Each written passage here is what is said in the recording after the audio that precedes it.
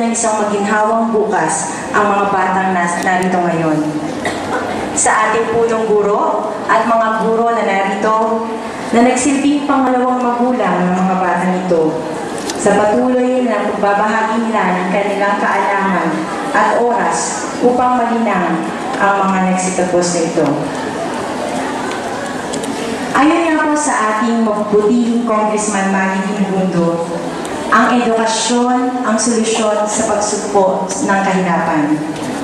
Ang pag-aaral ang paraan upang mahasa ang ating mga utak na mag-isip ng malalim at matutong makapagtulungan sa ating kapwa upang magkaroon tayo ng maginhawang buhay.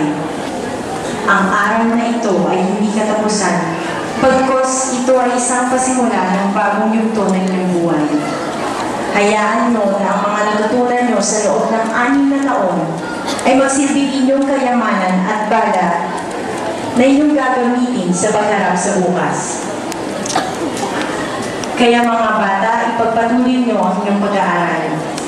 Dream big, aim high, and have faith in the Lord. Kaakibat ng sipag at pagtitiyaga. Naniniwala ako na makakamtan nyo ang inyong mga pangarap na mag-aahon sa antas ng inyong buhay.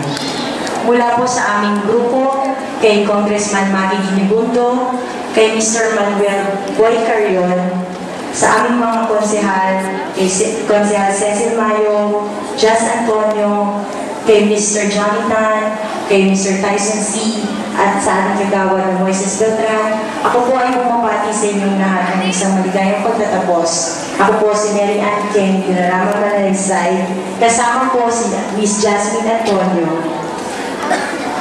at ang aming vice na si Mark Morelos, bumabati muli po sa inyong pagtatapos. Maraming pong salamat.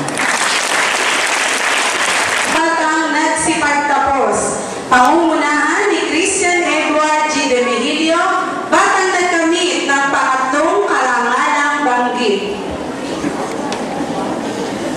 Ako ay dapat na natulungan na pangungunahan ko ang pagpapalagan at sasabuhay ng mga diwang Pilipino.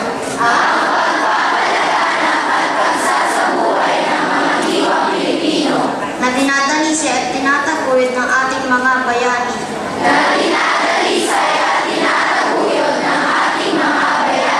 Pag-iibayuhin ko ang pagtataguyod sa katakilaan ng mga Pilipino.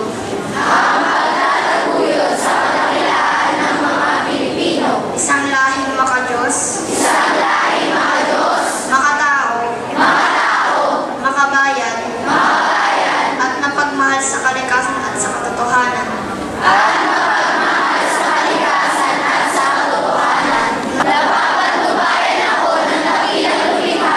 Tulad ng ginawa niya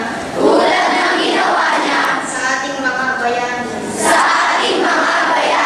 Kaya't pag-iibayuhin ko ngayon ang pagtataguyod sa kadakilaan, ang pagtataguyod ng mga diwang Pilipino.